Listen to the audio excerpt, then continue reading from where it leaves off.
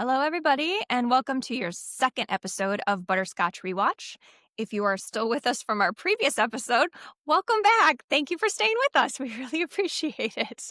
Hopefully this episode will be much better than the last episode. Still getting used to some of the editing software and just trying to trim things down and not use the same words for everything. We're working on it. Bear with us. Yes. We're getting there. So the movie we're doing today is the classic Teen Witch that was created in 1989. It was directed by Dorian Walker, and it was starring Robin Lively, Dan Gauthier. Hopefully I pronounced that right. I'm so bad at pronouncing names. And then Zelda Rubinstein. There's a whole bunch of other people in there as well. We'll maybe get to those other ones, but the main characters, those are the main characters.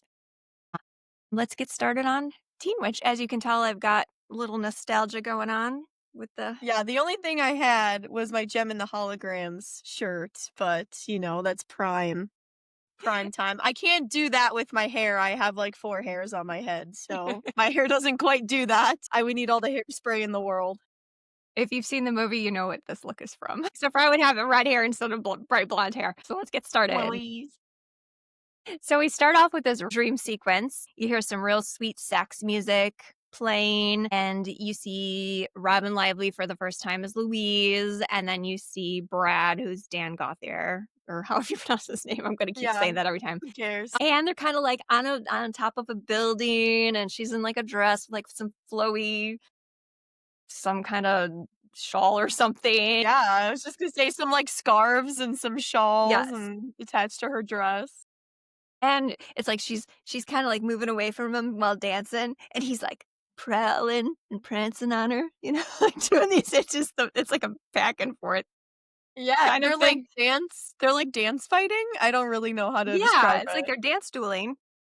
Yeah, Like right, yeah, they're dance. like, "Well, I'm gonna shake it Yes, this way, they're but I'm gonna dance back up dueling. now, so you back forward, I'm gonna go this way, you're gonna go backwards." So then we see Louise crawl up or she climbs up these stairs, and then she's ready to jump into Brad's arms, and she just falls, and we see her face go, Like, "Oh, crap." yes. And then she wakes up, and it was obviously just a dream, so that is her dream sequence, and poor Louise has been woken up by, the song that was playing in the dream sequence, and her bed, like, moves all of a sudden, and who do we see under her bed? Oh, this is our introduction to our bestie, Richie, which honestly, the first time I watched this kid, I don't know, he's just, so strange. I don't understand. I don't know. He's just very, I'm not gonna use the word creepy, but when I first watched it, that's kind of the vibes I was getting. But when she's waking up for her first day, or not first day of school, but she's waking up for a regular school day, uh, her brother, Richie, is underneath her bed. So that's why her bed is moving. And just like a normal, casual 7 a.m. morning, he's eating almost like a full chocolate cake under her bed. With no forks. No, just his meaty paws Yes. in the cake. And basically they're just having that regular older sister, younger brother kind of duel kind of thing where, he's trying to just always get under her skin, and he basically starts reading or reciting things from her diary, and she's like, "Oh my god, have you been reading my diary again?" So apparently this is a normal occurrence here. And then they're just fighting over the diary because he just pulls it out and starts reading it. And of course, all of her diary entries are about the dreamy brat. So she grabs the diary from him, and she's like, "Oh, Richie, don't stop reading my diary." And then as she pulls the book away, we hear him with a piece of paper, and he's like, "Brad, red hot lover, Brad, oh Brad, kiss me, my With darling." chocolate all over his face All over still. the paint, his Disgusting. face, his hands, and Ugh. then the mom knocks on the door. She's like, "Louise!" And so she grabs a page for Richie, and she sticks it in her binder, and she slams the binder shut. And then she's off to school. So she comes outside, she gets on her bike. We see her friend Polly come. She's riding her bike. They're both in these wool, long, gray and brown jackets in California.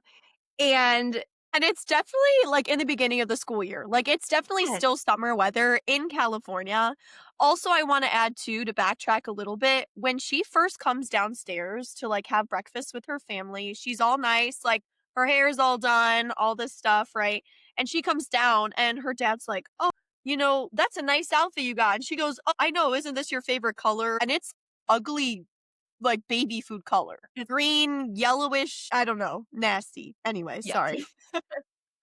And Polly and her getting, talking, getting on their bikes, and then Brad comes across the street, lives Randa, who's the most popular girl in school, and of course she's Mhm. dating Brad because every cool guy needs a popular girl.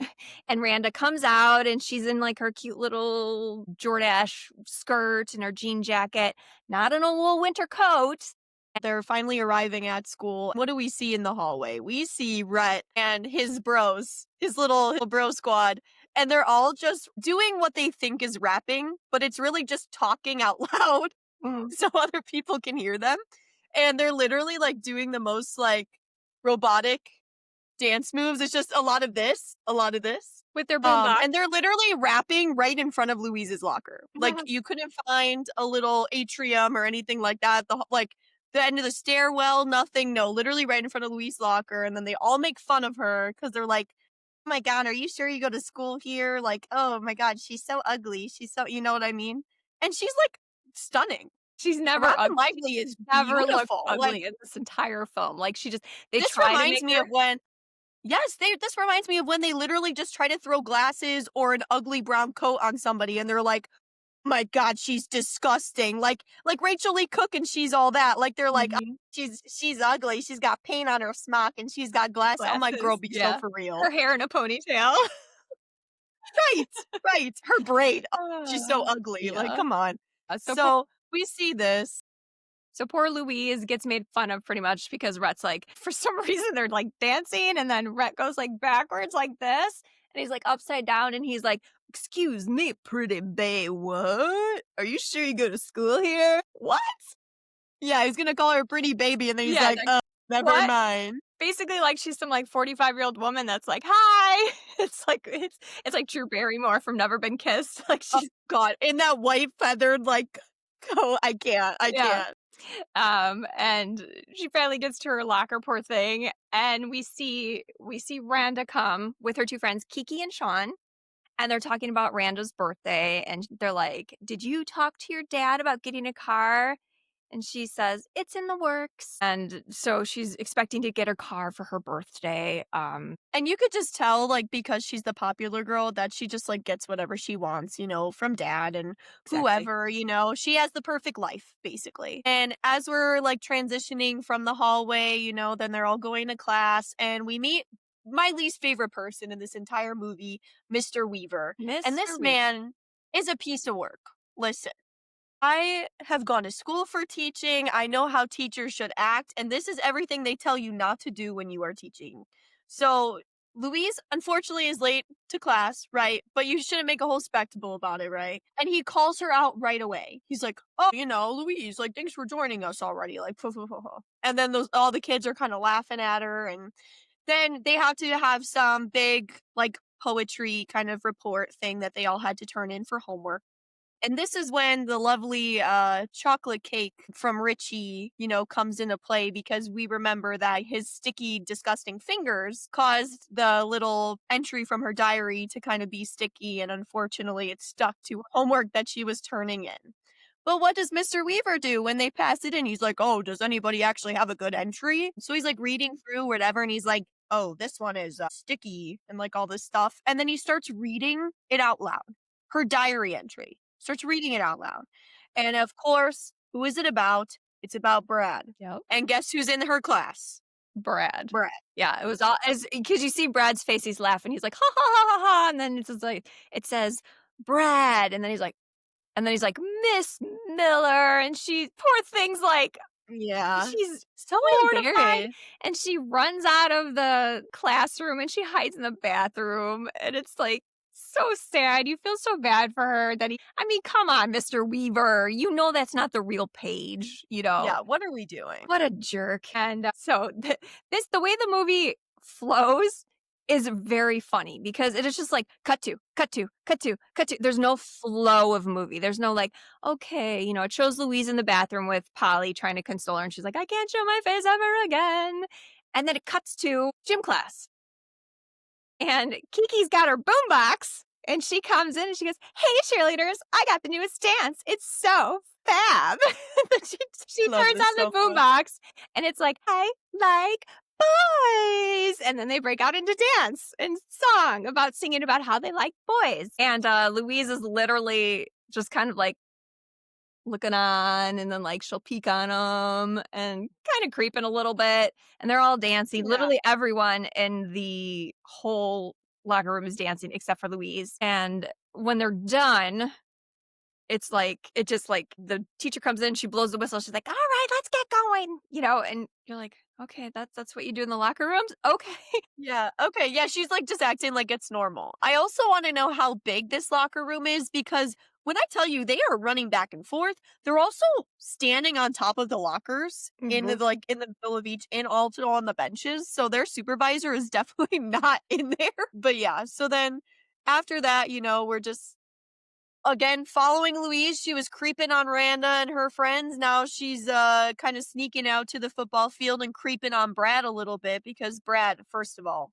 blessed our He's screens. very This man is handsome. in the greatest shape Yes, and he very is handsome. so handsome and beautiful. And he's just like alone on the field. I'm not sure what you do on the field alone for football practice, but Mans is like doing like I don't know, like burpees and like sit ups and push ups. And then, of course, his like shirt comes off all of a sudden. Mhm. And he's just practicing whatever, and Louise is still creeping. She's literally creeping. Literally lurking Yeah, in the, she's like, like, little tunnel where they come out yeah, poor Brad. He's like, "I'm just trying to practice without my shirt on, looking all handsome, and I got some creeping ladies." with Dude, my 8-pack you'd have, like, the whole school of creeping ladies. I would be one of those creepers. I'd be like, to be the creeping lady as well. yes, yes, I would Yeah. be as well. So, fast cut again to play auditions. So, we have Louise. So it's down to the finalists. So, the 2 finalists are Louise and Kiki, and they are auditioning for the role of Ondine. And, of course, Louise gets to audition with Brad. So, it's kind of like a very good audition. She like takes Brad's armor off. I don't know what this play is, honestly. I don't. I'm sure it's a play and people are like, "I can't believe you don't know what play this is." And she does really well and they almost kiss and everyone's, like, "Oh, okay." And then then Miss Malloy, who's the teacher, who's the drama teacher, is like, "Okay, so those were our 2 finalists." And she's like, "Okay, so the lead roles go to Brad and Kiki." Okay, wow, awesome, great. And she goes, what does she call her? Louise The will assistant costume mistress yeah, or, like, seamstress or something. yeah. And here's the thing, like, Brad and Louise had really good chemistry on stage. We never see Kiki's audition, so homegirl must have been really, really good, which is fine, but also, if you are in the running for the finale, or, like, not the final, like, kind of cut for Mhm. the play, how are you an assistant seamstress? Yeah, From a costume design. Usually you'd be like the understudy or you'd be like the second, the but next maybe biggest people in character. theater know better than me. But I feel like she wouldn't be an assistant No, seamstress. and the way she said it was just like, "The lead roles will go to Brad and Kiki, and Louise will be the assistant costume mistress." Yeah, Like, that's "Oh, it. awesome." And Louise is just like, okay. And I want to note on this when this is so unnecessary, but it makes me laugh. And I do know, I think someone says it a couple times when they say, okay, the next audition will be Louise and Brad. And someone goes, Louise in the back, like in the like audience, like people are watching the auditions and just somebody It's has to so say, good. Louise. How do you not say her name like that though? No, I love that. And so we cut to the scene. It's now nighttime. Louise is riding home by herself on her bicycle.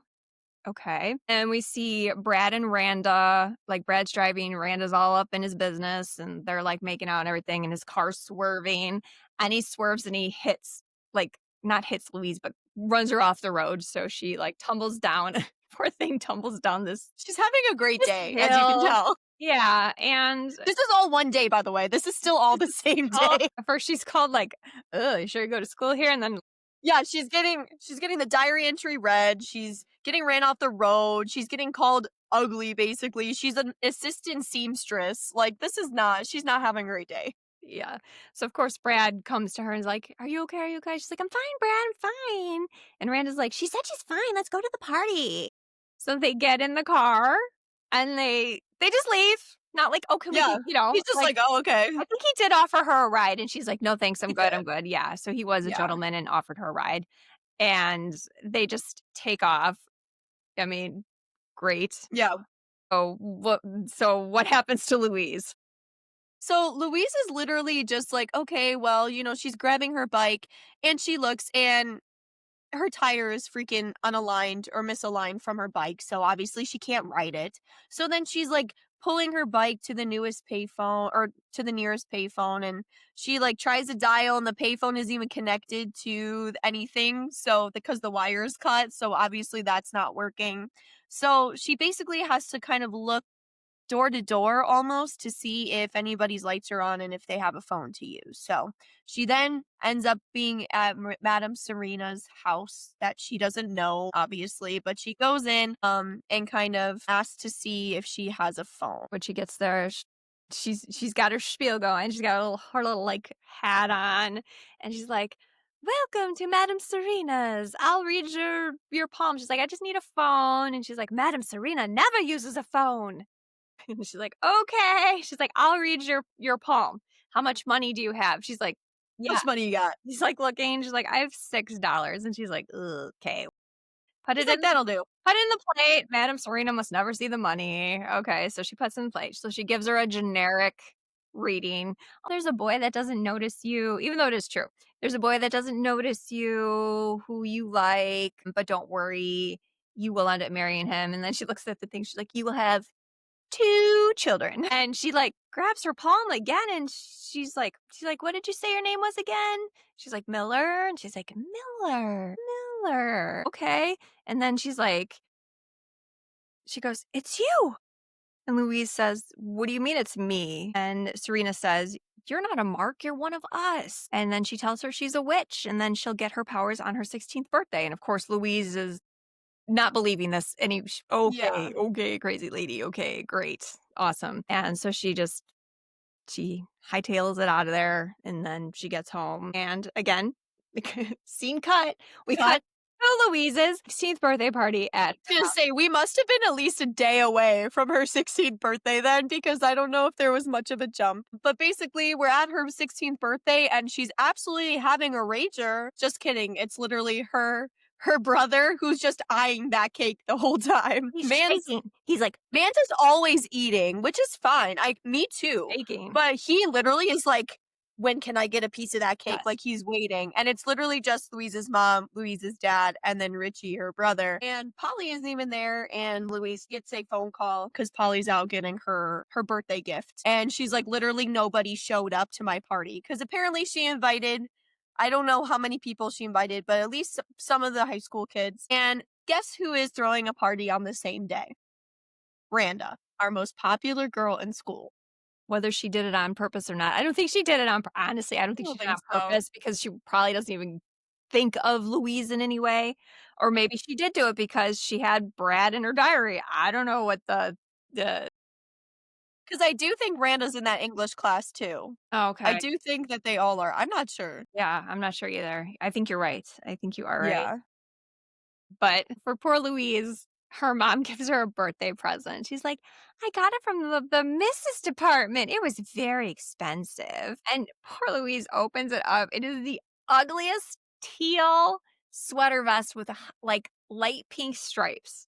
And she's like, "Thanks, mom. Yay. Okay. Thanks. Yeah. What every 16-year-old wants to wear. Yes." And then after she gets that, that's when Polly calls her to tell her that, "Oh my god, it's like Revenge of the Cheerleaders or something. Rand invited everybody to her house. I'm coming right now." And at least she has Polly to spend the time Yeah. with. But Polly's Richie amazing. Richie the whole time is like, "What's so sweet about her? Nobody wants to come because nobody likes you." Just always Yeah. ripping on her The at all. biggest hater. He is Richie is literally the biggest hater. is the biggest hater. Yeah, yeah, for sure. And again, another cutscene, just out of nowhere, no flow whatsoever. Sex ed class. And it looks like a very nervous teacher. I don't know which teacher this is, but she's like, "I have to teach you guys sex education." And she pulls like an umbrella out of a bag, and she's like, "Does anybody know what this can represent?" And of course, Rhett, he's got his rap ready. He's given like 10 different names for a penis and just keeps rapping away. Okay, awesome. And she's like, "Okay, that's enough. Thank you, Rhett. Thank you. Thank you." I don't know how this actor or actress keeps like a straight face with this, because if I was a teacher that had to teach this, like I would literally just walk out. Like I wouldn't even know how to act, because as soon as she started saying that she was teaching sex ed, all of those kids are acting like freaking animals. Mhm. In that classroom, they're like, "Whoa, yeah!" Like they're just like laughing and going crazy. So I don't know how many takes that took. I'm sure it took a lot. So this poor teacher just wants to get this over with. She is done. She just is like, "Okay, let's go." She grabs her little pointer. You remember the old pointers from high school? My Gen Xers, you remember that? They always had the little pointer. So she's pointing and she's like, "Sparky the sperm is on is on the loose," or something like that, and he's heading for Edna the egg. And when he gets there, they create a baby. So it was just like she just wanted to like basically just say, "Okay, that's that. And to not have one of these, you should always wear a condom." And so she holds up a condom and she's like, "Say it with me, condom." So then this turns into a condom chant of condom, condom. It's like It's they so have never weird. heard the word in a million years. So of course they're just Yeah. holding her. And that was yeah, that's just a really like unnecessary scene. Like it didn't need to be. Literally has nothing to do with anything. It's just really just think it channels like a just a fun, like, high school How high environment. I schoolers don't. can be when they're teaching sex education, yes, for sure. Right, right. Yeah. And then another cutscene here, we're kind of shocking, right? No. But we're kind of in, like, the backstage portion of with their auditorium, because they're just working with the costumes, and it's just Louise and Miss Malloy, who is the drama teacher. And they're just talking in the back by the costumes, kind of putting stuff together. And then all of a sudden, a little amulet just turns up. Yeah, this will focus her power, and Miss Malloy says, "It looks very old, and I wanna give it to you because I think it'll bring you luck." And she's Mm. like, "Okay, thank you." The unluckiest girl in the world. I So know. honestly, she will take anything at this Yeah. point. So to test that theory, so we see Louise and Polly are walking down the stairs while Randa, Kiki, and Sean are going up the stairs. And Randa goes, "Hey, Louise, do you want to be the date for my cousin David at the dance?" And Louise is like, "Sure. Okay, we'll pick you up at 8 or 7 or whatever time it was." And she's like, "Okay, great. Thanks. Thanks. See you then. See you there. See you. Oh gosh." And she makes it like she's like embarrassed. And then Polly's like, "Oh my god, your luck is changing." Oh. It's not. So we This man is the bane of my existence, so bro. He sucks. let's cut to the day of the dance. I'm gonna tell you what she is wearing. She has her hair like she always does, very plain. It's always frizzy, and she's wearing the sweater vest, and she's wearing like a brown long skirt with like brown socks and brown gym shoes. Like, sensible Yeah, shoes. they're sensible shoes, like sensible walking shoes for the mall when you do your Yeah. mall walking. God. Yeah, and then the doorbell rings, and this is where we get to see Ugh. We get to see David, who is I wanna say he just reminds me of, like, an even worse cracked out, like, Ducky from what is it, Pretty in Pink? yes. Just the hair, I think, like, his hair is just, like, flopping, but it's, like, up or whatever, and he's just the biggest nerd, but he thinks that he is the shit. Like, Yeah, he thinks that he is the guy. yeah. So, he's, coming to the door, and Louise again is wearing that horrible sweater, horrible thing, and then they're seen entering the dance, and he is just kind of like, "Oh, yeah, like, I'm so excited, like, are you ready to dance?" And Louise is like, I'm gonna be a minute. Give me a second, I'm gonna go to the bathroom."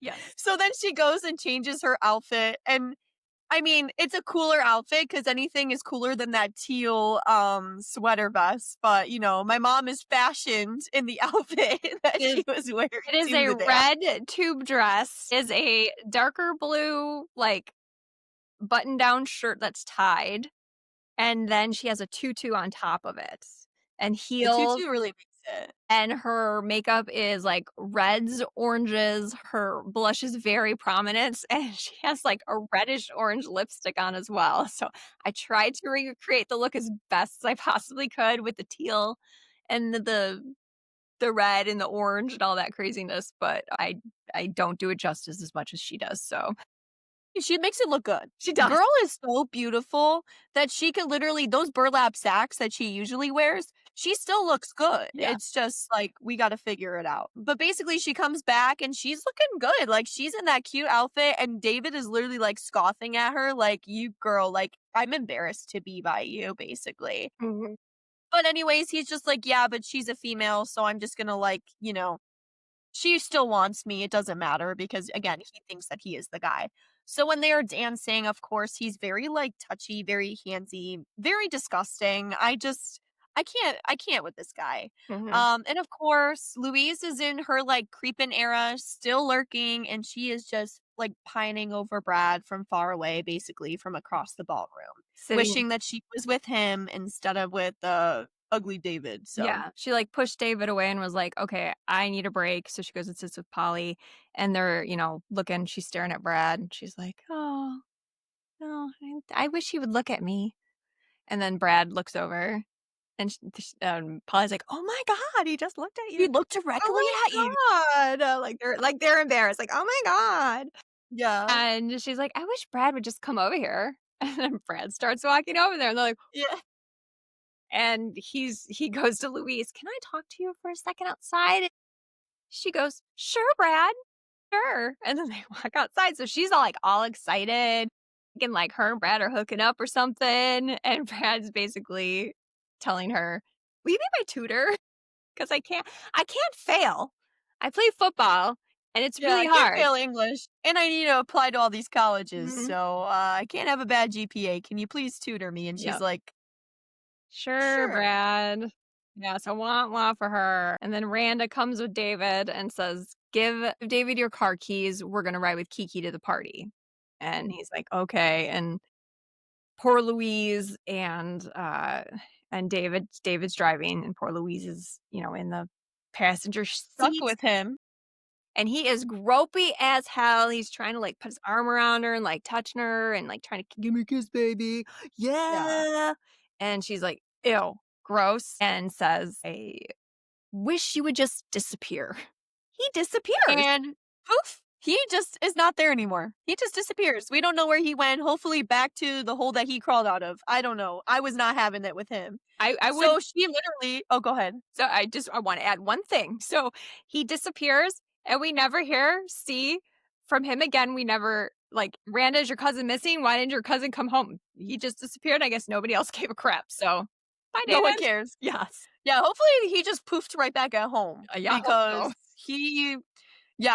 I hope he got home safe, Yes. but mans did not need to be groping her in the car like No. that. Yeah, so, he disappears, and of course Louise is like, "What the heck?" And then she takes control of the car. Yeah. She grabs her bike. Miraculously got Let me fixed. just tell you, there's a couple things in this story that It's not adding up. get fixed that shouldn't be fixed just quite yet. She drops Brad's car off.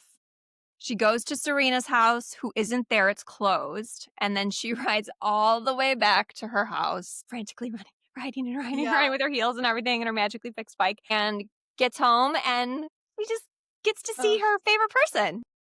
Again, from one creepy guy to the next. Okay, so then we see her little brother Richie in the kitchen, and it looks like a scene out of Weird Science. Like there is just stuff everywhere.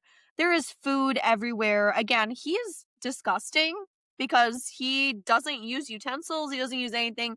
And I wasn't even sure what this man was making. It looks like what could be a disheveled pizza. Mhm. But basically it was just, like the crust or whatever. There is sauce everywhere. And I don't even know what this kid is putting on this pizza. Like, I don't know. There Yeah, were, like, fries, and he's yeah. pushing with his hands into the You hear like the yeah, it's like, like, so "What are you disgusting. doing, Richie? Okay, cool." Yeah, gross, but No, and of course, like, they get into a fight because they're siblings, so she's just like, "You are disgusting," like, and of course, like, he's just calling her ugly, and she's like, "Oh, nobody likes you, you're just a dog," all these things, and then, basically, she is just fed up, and all of a sudden, Richie turns into a dog. So she gets called the dog, and to retaliate, using her amulet that she didn't even know she had powers, right? Because the only instance we've had with this is Brad looking over and then Brad asking her to be his tutor. So she's like, maybe this magic thing isn't real. And then Richie turns into an actual dog. Yeah, It's crazy. because he's like, "A dog, a dog, a dog!" He's, like, running around, and then the mom comes home, and he's like, "Mom hates dogs, she'll put me in the pound," and he jumps into Louise's arms, and she goes, "I don't know what to do," so she runs upstairs, and then she's like, "I'm just gonna put you in the bath, to keep you away from mom," and he's like, "The bath!" And then as soon as she puts him in the bath, he turns back to a human. Yeah. Which I don't think Richie himself has ever taken a bath. Right. So I Very think possible. he's scared of baths. Yeah. Yeah, it's very, very possible. So again, another cut. We cut back to Serena's house. Louise is there, kind of talking to her about she turned Richie into the dog, and that's when she learns that since she's beginner magic, water often reverses the spell. So her powers will get stronger, but at this moment in time, the water will reverse most of her spells. And then Serena notices the amulet around her neck and she goes, "I want to show you something. It belongs to you, And so she grabs a book and the book is entitled New Phases of 1652. Perfect. And she opens the book and you see a really great photo of Serena and a photo of Louise. So apparently they had black and white photocopiers in In 1652. 1652. Louise's name was Modesty Miller, which I love how they did the modesty thing. Modesty, very boring, boring Miller. I was gonna say that burlap sack is always modest. So Yes. In the book, it does show Serena and Louise in there. Louise, or Modesty, is wearing the amulet. And she says, "Why do I have did it find me?" She goes, "It will always find you. It belongs to you. It's what, channels your power. It helps you with that." And if you look in the book, I did pause this because I wanted to know. It said Louise's, or Modesty, she was born in 1936, I believe. And then it said to unknown.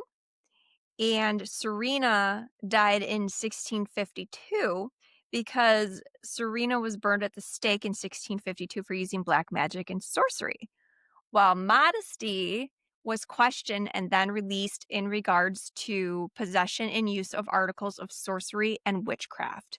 So it looks like she got they didn't really, because she's Modesty, so she's probably was better at hiding it. Where Serena's like, full on power, like and she got burned at the yeah. stake for Serena, and Serena gives Louise a spell book. She's like, "Here, try this beginner spell book." So she gives her the book and then she leaves. Yeah, so Louise is just kind of reading through the spell book. She likes to study, I guess, because she's the nerdy girl, so she's studying. So with that spell book, she is, I don't know, found herself at a carousel. I don't know where this carousel is. It just kind of popped up. Again, cutscene. I have no idea. But she's basically just like, hanging out in a carousel, and she's just reading off some generic spells or some easier spells from that book. So I think the first one that she had was either to power, was it to power or to rain? I think The first. I'm wind. not It sure. was the Yeah, wind.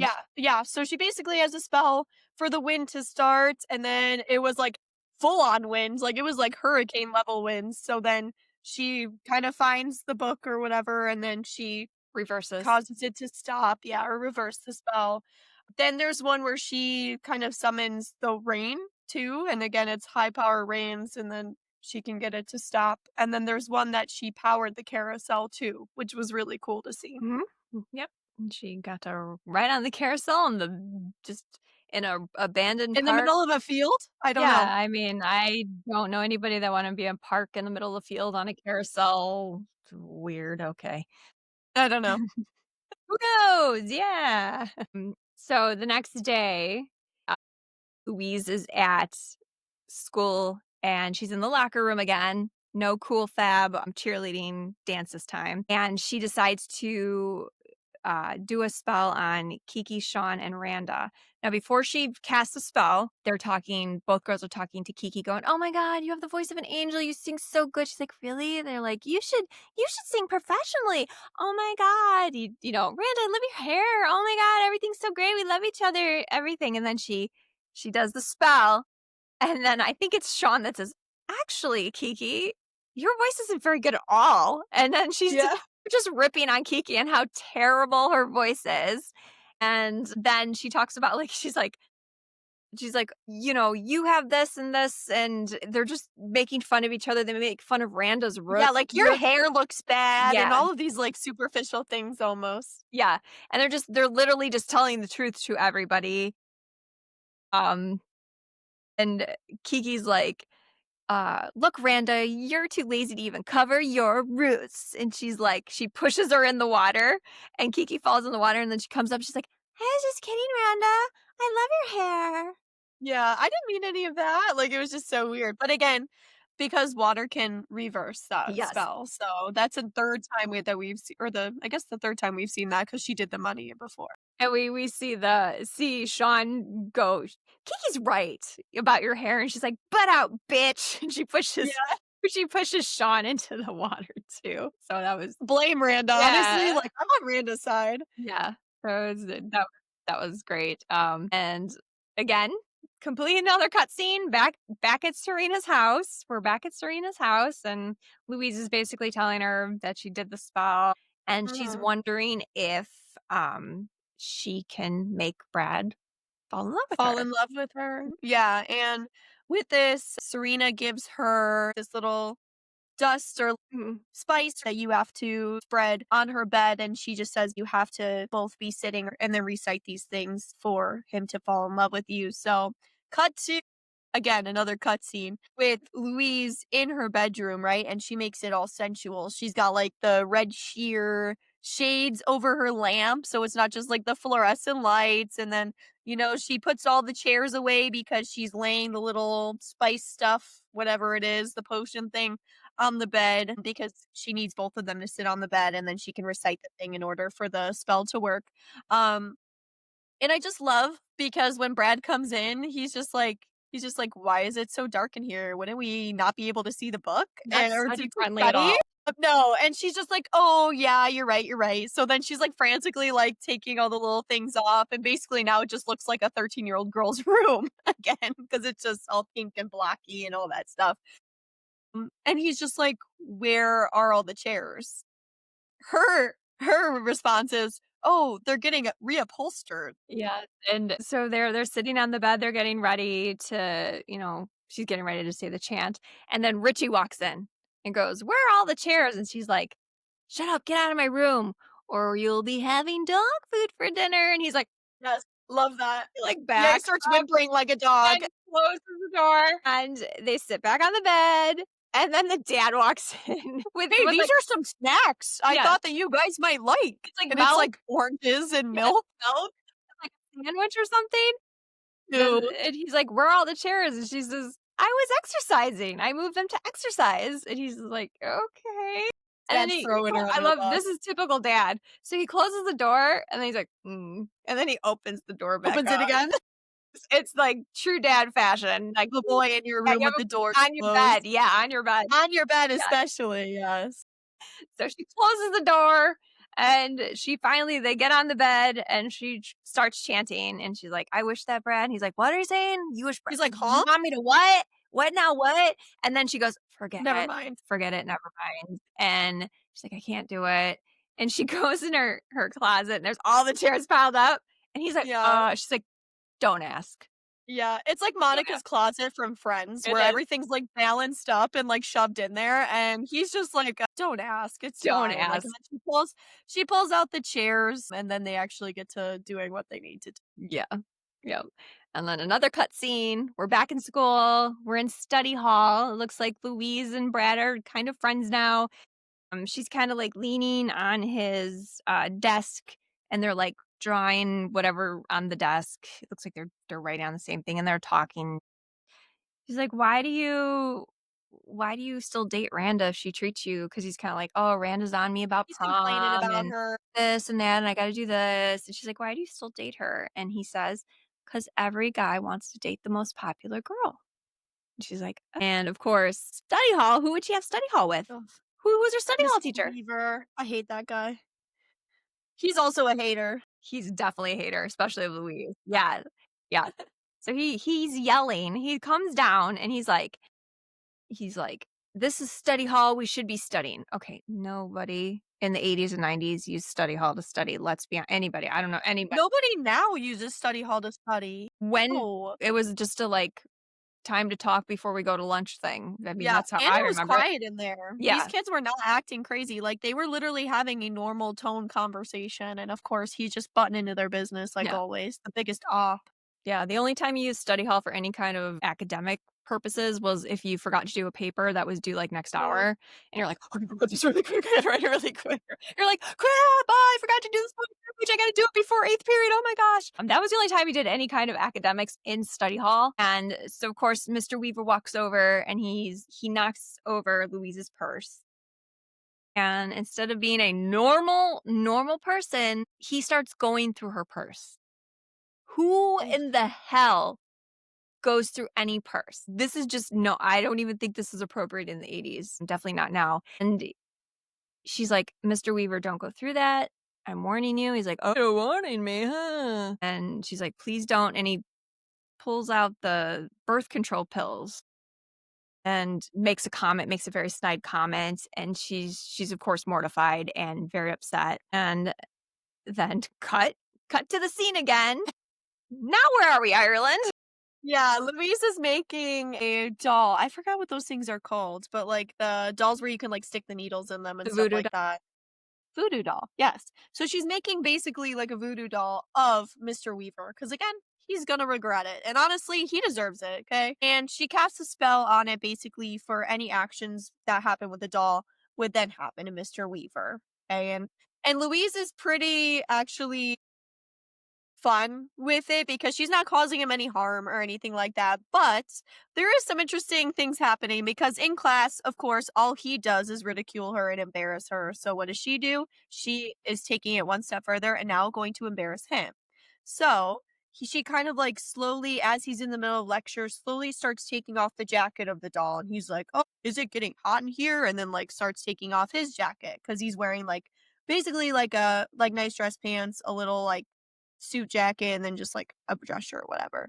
So as he's talking through again, she's getting a little bit more risque. So she's taking off his dress shirt. So now all he has is like his tank top on and things like that. And then all of a sudden she starts like unbuckling the belt on the doll, and now he's taking off his belt, and then he's taking off his pants.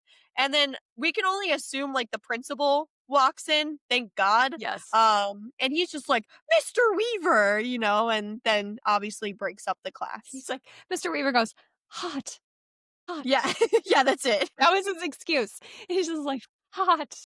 Because he almost took off she almost had him take off his underwear, and they're like, Yes, nobody wants to see "Mr. that. Weaver!" And he's like, "Hot." Poor Mr. Weaver. Is it poor Mr. Yeah. Weaver, or did he get what was coming to him? No, no, honestly, he deserved that because nothing actually harmed him, and they're escorting him, like, him and like, it was, like, the principal, Mr. Weaver, and then, like, maybe another group of teachers kind of, like, Mhm. escorting him, like, making sure that he gets to his car okay. Because I think they're like, "Hey, buddy, you gotta go home because that's a little Mm, strange." y And this doll somehow makes it back to the house because I guess Louise is already back home. So it falls out of her bag, and Richie kicks it down the stairs. So then poor Mr. Weaver, as he's walking with all of his peers and like his work coworkers, he's falling down the Yeah, stairs Lara and they're just like, walks "Oh and goes, my god!" "Bloop, bloop, bloop." He's just like, "All right," and he's just falling down the stairs, and they're like, "Oh my god, are you okay?" And my favorite part actually is when Louise's mom finds the doll at the bottom of the stairs. Is like, "Oh my gosh, like, she's always losing these things, and it looks dirty, so I'm gonna, "How could you?" She says, "Richie, how could you? She worked so hard on this." Yes, and then she's like, "Okay, so I'm gonna clean it up for him," because of course Richie is sticky and disgusting, so Mhm. he probably put chocolate icing on that, I'm not sure. Yeah, there's But mom picks it up, throws it in the washing machine. And the correlation between the washing machine and Mr. Weaver walking home, because apparently, I guess he didn't drive to school, he walked to school, which is fine. But he is walking through a car wash instead. And he's literally like getting all the cars are in line and he's just getting all the pink and blue foam on him and Yes. stuff, the rinse and everything. And my favorite part is literally when he's walking out and the guy's like manually waxing off the car or whatever and drying it off. And he's just like, what the heck? And he's like, this is for the hot wax. And Mr. Weaver like tips that poor worker like $5. He's like And he's like, "How much for the wash?" And the guy goes, "It's on the house." And he goes, oh right, right. I must pay for the hot wax. Very refreshing, very refreshing." And he gives the guy the, wet money, and the guy's like, Yeah. And "See?" he's like Yep, and he just walks he's away. walking by. Yeah, yep, so it's very refreshing. It's amazing. I love that part. It's just so funny to me. It is very cute, because when he's in the car wash, he's like this, and it's, sprays, and then he, sticks his butt out. Yeah, and it's butt, yeah, it's really cute. Yes, very yeah, yeah. So that's a very good scene. And, of course, another cutscene. Oh, no flow whatsoever. Transition. Nothing. Louise, being the assistant costume mistress, is in the back, and she's, just working on the costumes. And we see Miss Malloy come in, and she's looking fabulous. And she goes, "Louise, darling, I won the lottery." And she's like, "Oh, you did you?" She goes, "I don't even remember buying a ticket. It's so weird. I checked my pocket and there it was." So I decided to treat myself to, a makeover and new clothes. And when I walked out of the salon, I met the most handsome man. He's an Argentine count. His name is Armando Lagando. You can't make that up. It's so funny. Armando Lagando. Uh, Somebody really put thought into that. yeah. Yeah, so she's like, "I just have the urge to thank you for everything. Like, I just feel like it's you." She's like, "Oh, I'm so excited. He's taking me to see around the world. We're gonna Yeah. travel." And she's like, "I'm so happy for you, Miss Malloy." And she goes, "You must meet him." And we see him standing. She's like, "Oh, Doc." And he turns around, Armando Lagando. And she's Oh, like, it's so "This is good. Louise, the girl I was telling you about." And then they get in the car and then they drive off to the Top country. down, they're Yeah, driving oh off. yeah. Miss Malloy's like having the time of her life. She's Yes. taking her hat off and she's like, "Woo," whatever. Yes. Oh, so Very, very amazing. obviously that was Louise's doing, but it was really cute. I think that was something very nice that she did. She made one teacher. She Yeah. she punished one teacher and she Um, rewarded the one that was nice to her. So I yeah, feel like Miss that's. Malloy is awesome. And then another You cutscene. have to I was gonna say you have to introduce this next part because this is what we live for in this movie. This is the most This is the most important part of the movie. This is the most iconic part of the movie. Hands down, the best, just the best part. We Mhm. see Polly and Louise. It looks like they're riding their bikes it looks like they were practicing tennis or something because they had tennis rackets and they stop. Polly goes, "Oh, let's go the long way." And she's like, "No, no." Louise says, "No, no, we're good." And you see Rhett and his two rap buddies. Oh no, his bro This squad. is the iconic top that scene. Again. And he's like, "I'm king, and they know it. When I snap my fingers, everybody, they show it. I'm hot, and you're not. And if you want to hang with me, I'll give it one shot." Yeah. And they're all I like, love it. and then it goes like, "Doo-doo-doo," and they're all Yeah, doing they this. got the Yeah, boombox on the yeah. car, so you know it's good. And Polly's like, "He's so funky." So Louise grabs her talisman, and Amulet, yeah, you yeah. could tell she's making a she's making a wish. And Polly all of a sudden just whips off her bike, and then she starts rapping towards Rhett. She's like, Oh, yeah. "Supersonic, idiotic, knock," and they're basically rap Oh, yeah. battling. It's really great. It's a great, great scene. Yeah, and they're this far away from Oh each other, yeah, like, their yeah. faces are, 2 inches Like apart, like he so comes at her, she backs up. She comes at him, he backs up, yeah. and then it ends with, "You can try into your blue," and then she's like, "I will make a fool of you, top that." And then they circle each other and then she goes, "Top that," and she's like walks away, and then the other guys are like, the three of them do this, like they had Then just they come together. Bro, you guys did not win that rap battle. She just You schooled got you. dragged. Yes, You got yes, dragged. Be so for real. yes. She won that 100%. Polly, yep, good. Polly is queen. Yes, yes. So that is the most, I think, It's so secondhand good. embarrassment scene where you're like, you can't watch it, but you can't look away because it's so iconic. And you're Yeah. like, you know, everybody knows that damn rap. They all know it. They all know it. You all Yeah, know it. Don't that's deny it. true. You know it. I've known that rap since I was 8 years old. I mean, who does not want to know that rap song? Great, great rap song. So God. after that amazing, amazing scene, I don't know how you even top that. I don't think you do. No. Stop that. Yes, top that. No, we transition again, another cutscene, and we see Louise with Serena back in Serena's house or whatever. And, Louise is voicing, like, because remember that conversation that she had with Brad about why would you even want to be with Randa still if she's driving you crazy? Because she's the most popular girl in school. Mhm. So Louise is like, how do I become like her? Which, and then she's just showing a picture of a popular singer, Shauna, basically. yeah. Shauna, yes, all of the us in this movie. But she's basically like the 80s it girl. Like she's hot, she's got the amazing teased hair, the cute like little tutus, crop top, like Jacket. the oversized jacket, all that. So Serena's like, "You know what? We can make this happen. You're growing into your own. You're using your powers a little bit more." So she is actually has to unlock this case, grab the last of her kind of like powers here Mhm. to kind of help with Louise's dream of being the most popular girl in school. And when she uses, this, then Louise can finally kind of go into her own and start developing into that most popular girl in Mhm. school. So then from there, we go to another cutscene. Yes, because now Louise and Polly are walking into Shauna's concert. I'm like kind of like a backstage. I don't know VIP. how they Yep, VIP. walked in back Mhm. there. Yep, 'cause they're They just VIP. walked in. Yeah, VIP. Well, but then they have to check the names at the door, and the guy's like, "I've just made this list 2 minutes ago. I don't see your names. Like, I know I didn't write your name." And then Louise is like, "Go ahead, check again." And of course, the name +1, Louise Miller +1 pops up on the paper, and he's like, "I swear I just made this list, but you're on." Opens it, and then they just miraculously go right backstage. There is nobody else from that list backstage. It is just the two of them Mhm. backstage, just like right basically by Shauna, and Shauna is singing her amazing song, and that song goes on for literally the entire scene. And then to kind of start out with the most popular girl kind of thing, Shauna then gives Louise her jean jacket. Yeah, she needed some things. So to do the spell, she needed Shauna's jacket, and she needed one of her songs.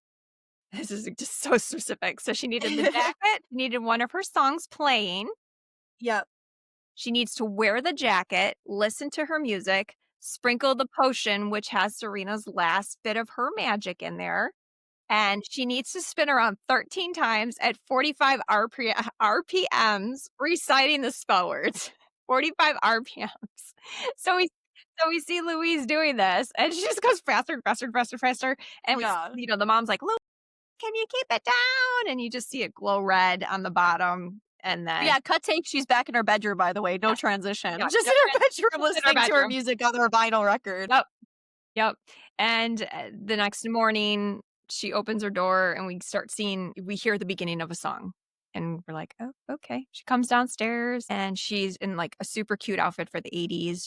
Her hair looks amazing, it's beautiful, she just looks very positive and very confident, and as soon as we open the door, it starts playing the Most Popular Girl, song, Great song.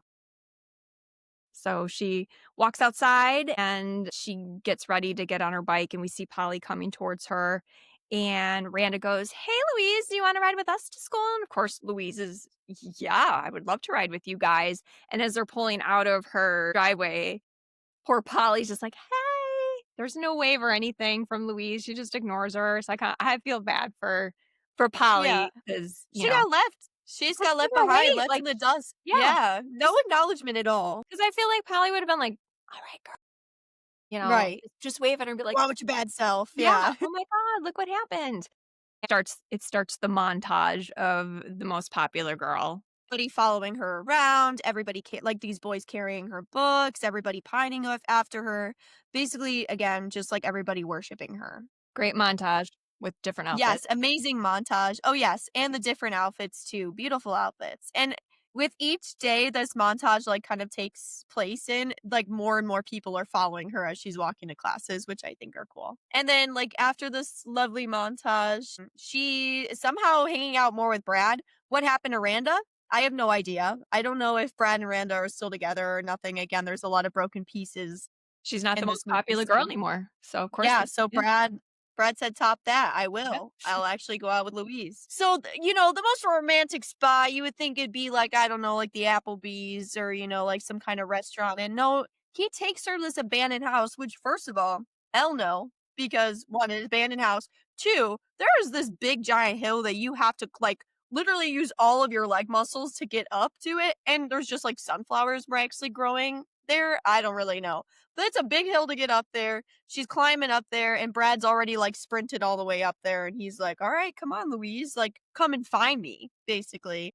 So, Brad's already in the house, whatever. Louise makes it into the house. First of all, the one red flag I have with Louise, homegirl took her shoes off It's in so this abandoned house. 1, there are no rules with of you taking carpeting, your it shoes has off. carpeting. Yes, and it's just been sitting there for a how who knows how long. There's no furniture, there's no nothing in that house. It's disgusting. And she just took her shoes off. Nasty. Mm.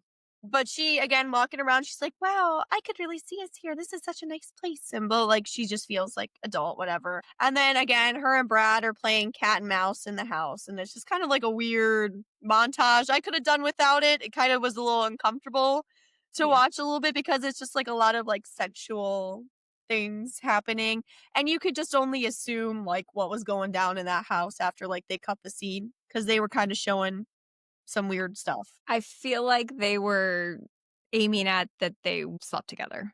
I Yeah. feel like that's what they Because were there was, like, kissing, like, like, on the arm, then on the neck, and, like, all this stuff, and I'm like, "What is going?" I'm like, "I clothes don't need were to see all coming this." off, like, Brad was slowly Yeah, and taking we're, off the like, clothes. zooming in, I'm like, Yeah, "What are we doing? yeah, I don't need to see yeah. this." Like, Mhm.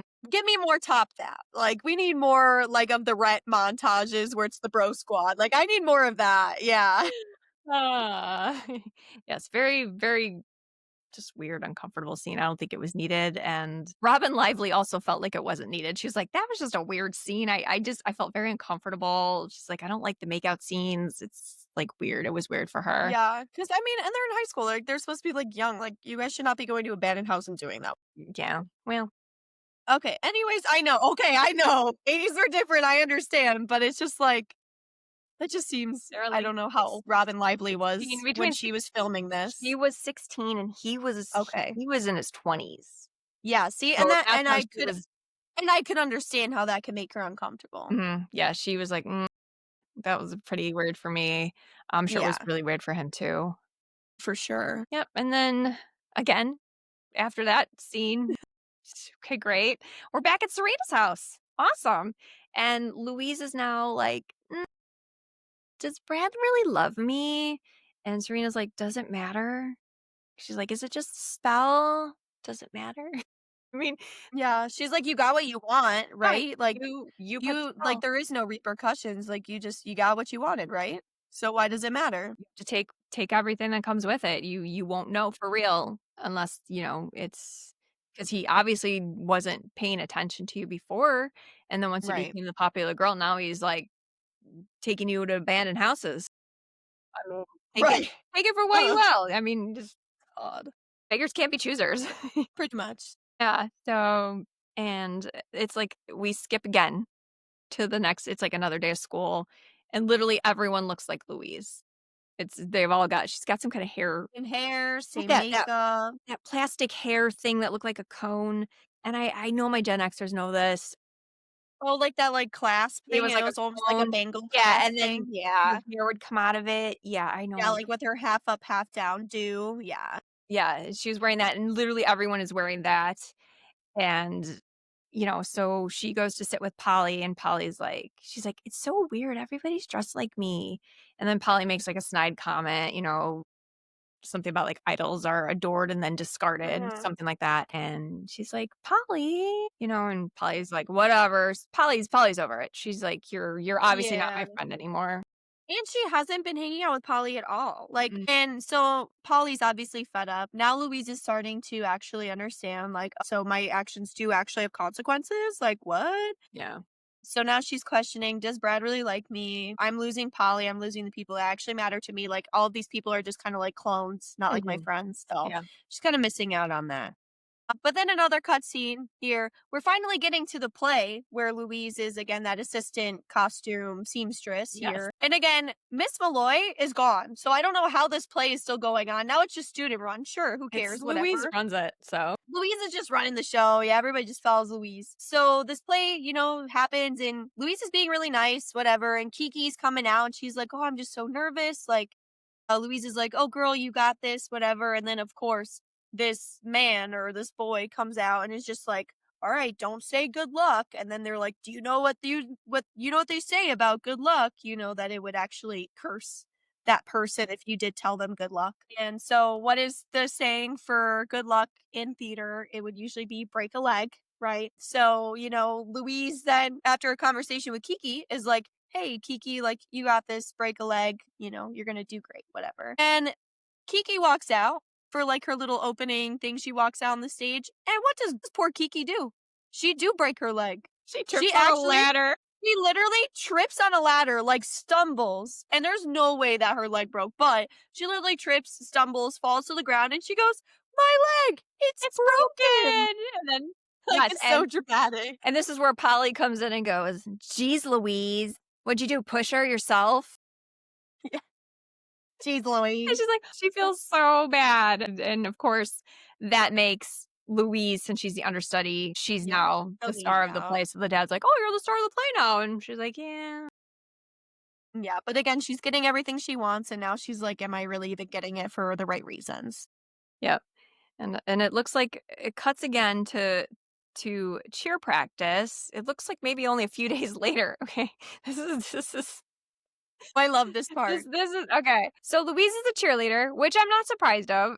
She's the most popular girl, so she's on the cheerleading squad. Mhm, And Polly walks by and she's like, "Hey, wait up for me." And she's like, "Oh, I'm, surprised you had time to even speak to me." And mhm. she's telling her, "I miss you." And she's like, "I just don't want to have to make an appointment with my friend." And she's like, "Polly, don't be that way." Polly's basically tells her, "You became the swan and you left me in the dark pond." And she's like, "Don't, that's not it." And then you hear Kiki in the background go, "Louise, come on, we're practicing."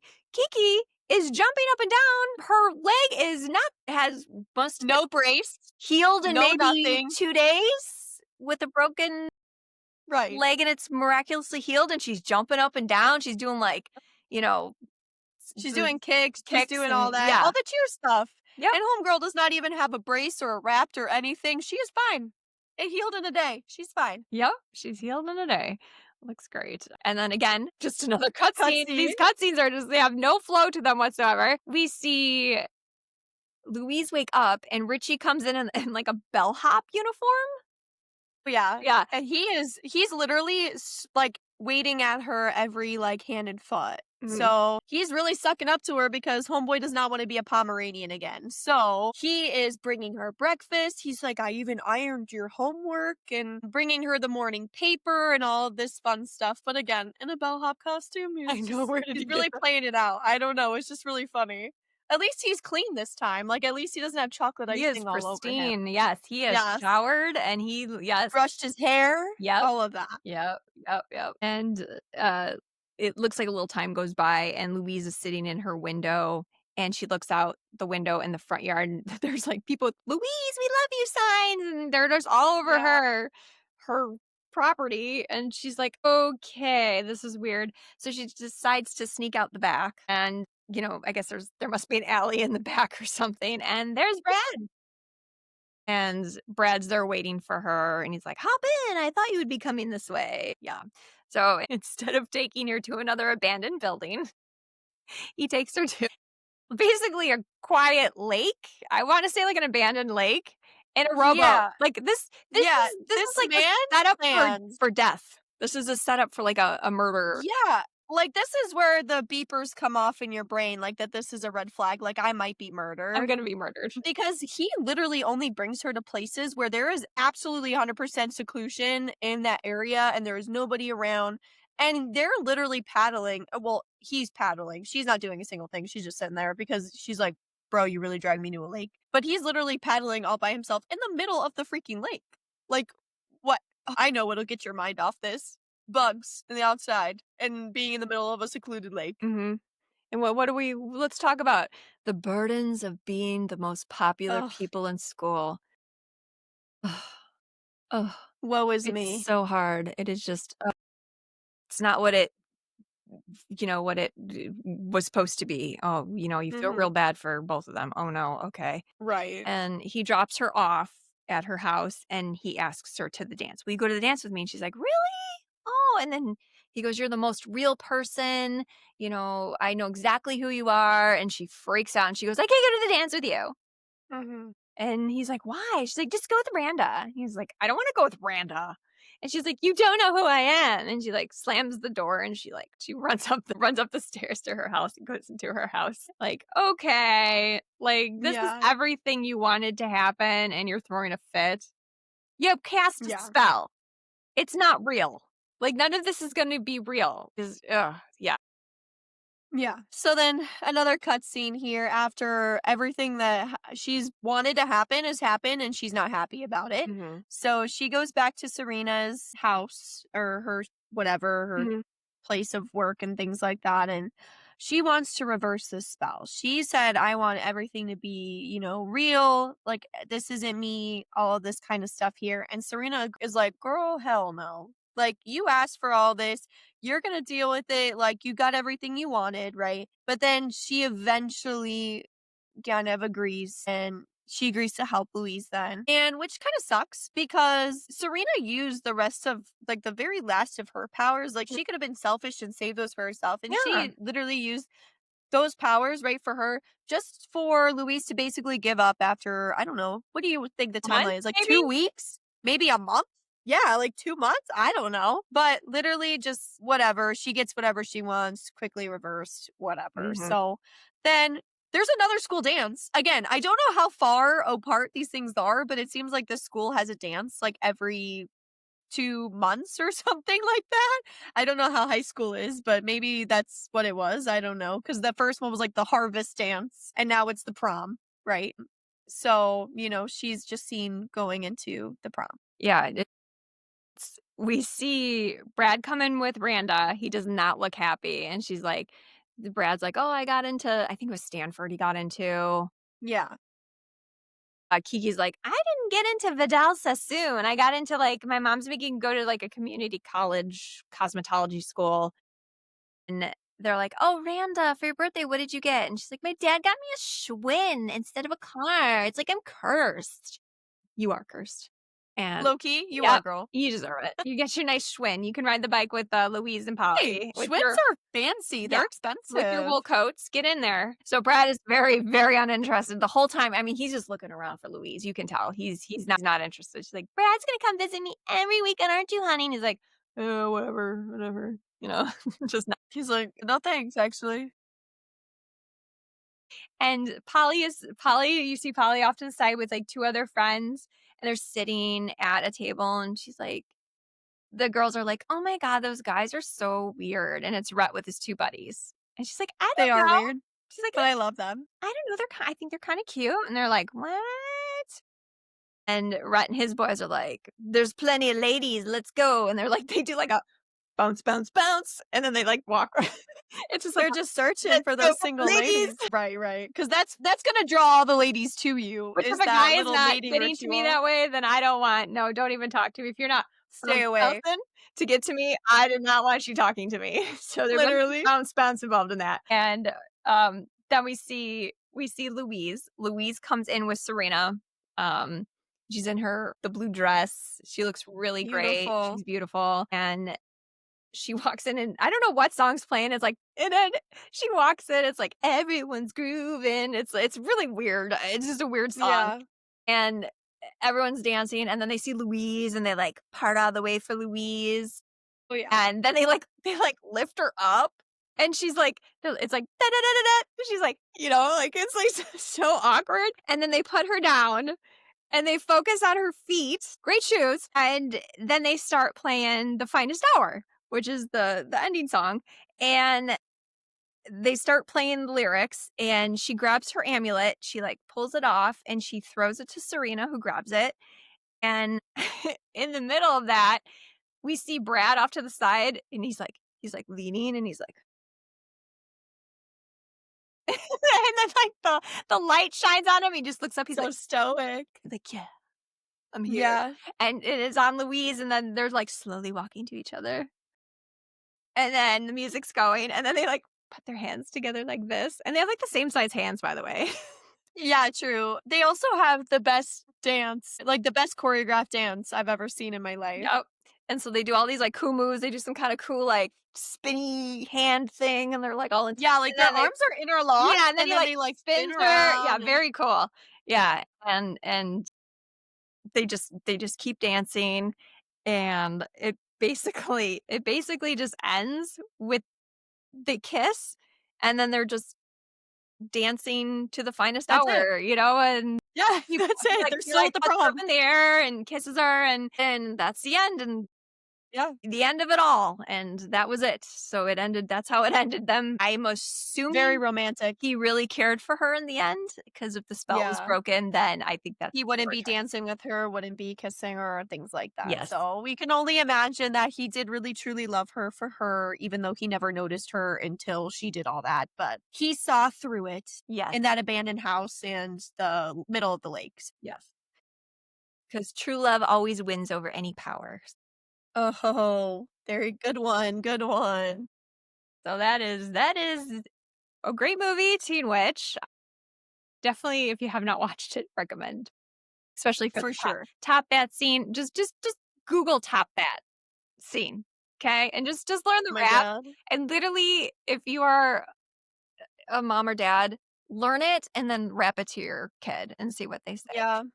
That's how I memorized it when I was at the ripe age of 8 years old because my mom would literally just I would start just rap it. reciting it. My mom and my aunt, Yeah. both of them. I'm like, I Yeah, can't get away from it. your aunt and I would literally rap that all the time growing up. Yeah. We would just look at each other and go, "Supersonic, idiotic, disconnected, not respected." And Nana and Papa were like, Like, what are we doing? Yeah. "What children did we raise here? Oh my god, what is wrong with our children?" This is all yes, so Top That's always been I even have a Top That shirt with Polly on it, with her hat, her little, like, bowler hat. She looks like she's Yeah, part of Peaky Blinders in that hat, so it's she does. she does. That's so good. So, of course, got some fun facts for you. The really good songs that we liked, like "The Finest Hour," it seems like everything was written by Larry Weir. There might be a few exceptions, but the majority of the songs that we spoke about were written by him. "The Finest Hour" was performed by Cindy Valentine, who was Shauna in the movie. Yeah. Never Gonna Be the Same Again She is sang that as well. literally my favorite. Yeah. And she sings that too. But it just because the dream sequence is so like the beginning of the movie, Never Gonna Be the Same Again plays. And it's literally like it's a weird intro to the movie, but the best like music to start a movie with. It was just amazing. Yeah, Sorry. yeah. So if you're wondering who was singing "Finest Hour" and the "Never Gonna Be the Same Again" at the concert, that was Cindy Valentine, who was Shonda. Top That was written by Larry Weir as well, and that was performed by Dang. TK Michaels. I have no idea who that is, but great performance, sir. No. Needs an Oscar for that, like, best, like, what is it? The best musical score or whatever. Yeah, That's just from yeah. Top That, we need that. Could you imagine, like, being in a meeting with him and being like, "Okay, TK, we got this song for you for this. It's called Top That." And he's like, "Okay, cool, let me see the lyrics." And he goes, "What?" It's like No, he probably read it and was like, "Yeah, he's like, that's it "This right is me." there. Yeah. That's it, that's the one." He's like, "Me and my 2 boys over there that always do this and the steps. We're ready to perform this." Right. Oh my god. And then some fun facts are when they pitched this movie, they pitched it as a female Teen Wolf. just a witch instead of a wolf. They even used the same design in the beginning, like the same font for Teen Witch was the same as Teen Wolf. It had a $2.5 million budget, made $3,875 in its opening weekend, and a total Oh, of $27,843 domestically. And it became a cult classic with consistent when they consistently replayed it on cable and the Disney Channel, and Disney Channel owned there were other channels that Disney owned that they played it on. Uh, Robin Lively's mother designed most of her outfits, even using some of Robin's actual clothes. So that was a fun fact. I hope that she burned that jacket that they made her wear in the movie. Like, I hope that Probably. wasn't from Robin Yeah, Lively's yeah, that's from actual wardrobe. that's from Mr. Weaver. He wears that. Yeah, He's right. like, "My wool coat, no." The film's ending dance scene was recreated with Robin and her brother Eric for her half sister Blake Lively's wedding to Ryan Reynolds. She had the dress and everything, and very awesome. I love that story. Is so great. Brad and Randa, they met on the set of Teen Witch. They got married in 1990. They have one child, and they're still together to this day. That's Nice. Yeah, that is So nice. lighthearted. Adam Serena's house was also featured in the Thriller video. And then Louise's dad was played by Dick Sargent. And for, I would say, probably some Gen Xers and older, he played Darren in Bewitched. He was the second Darren. And he played, obviously, Samantha's husband, who was the witch in Bewitched. And he played from that character from 1962 until 1972. Noah Blake, who's our favorite rapper, Rhett, he is actually the son of Robert Blake, who was an actor, and he was Robert Blake, his dad, was charged with the murder of his second wife, Bonnie, but he was acquitted of the murder. He was found liable in a civil suit. That was his second wife. That is not Noah's mom. Noah's mom was Blake's first wife, Sandra. She's not the one that got murdered. And then Top That was filmed as a reshoot. It was not in the original script. Thank God. Somebody was like, "We Could you need this." imagine if that was not in the movie? Yeah. Ugh, I don't think it would have made the cult classic list without that. I feel like, no. yeah. Um, Debbie Gibson was the original choice for Louise. Interesting. Which Debbie Gibson was huge back then, but the negotiations fell through, so they were not able to get her to be in the film. But yeah, that's the Love Robin Lively for that part, though. I think she's a amazing Louise. So, mhm.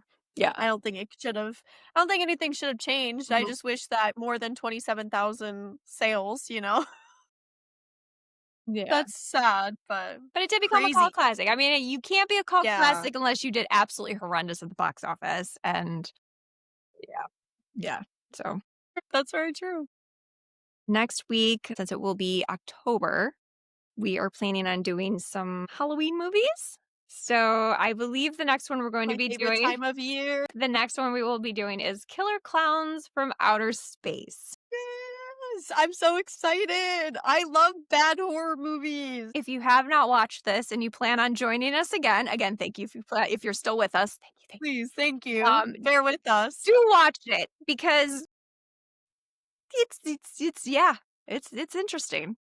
Amazing. We'd love for you to follow with us as we go through the amazing, amazing film that this is. Cinematic masterpiece. For sure. We also plan on doing, for the other weeks, other movies as well that we have plans for. So thank you again for joining us this week. My plan is to dress up every single week like a weirdo and because I've got nothing better to do. And we'll see what the Killer Clowns brings out in me. I don't know. Hey, I was gonna say I already dressed up like a weirdo, so I mean it's fine. Yeah, no. So, yeah, so thank you for joining myself in Ireland again for the second episode. Please stick around with us, like us, subscribe if you can. We appreciate We anything. appreciate anything. If you have any recommendations for movies that you'd like us to review, we're happy to do that. If you'd like us to change things up and do other things, let us know. The only thing we're not going to do is true crime. There are plenty of amazing true crime Ugh, podcasts out there that we could never even and get close to. I love listening to true crime, Yes. so I don't wanna ever dip into that because that's my guilty pleasure, but yeah. Yep. So thanks again for joining us at Butterscotch Rewatch, and we will see you next week. Thanks, guys. Bye.